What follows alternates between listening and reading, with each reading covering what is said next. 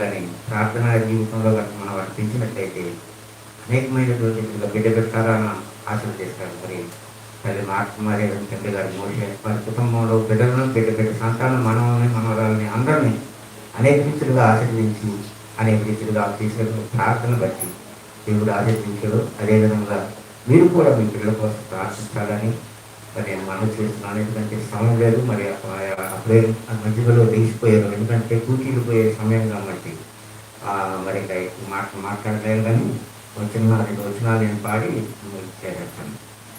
ఈ ప్రదాత వేళలో వికసించిన పూలు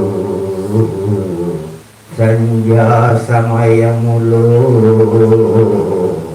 రానిపోను, సంధ్యా సమయములో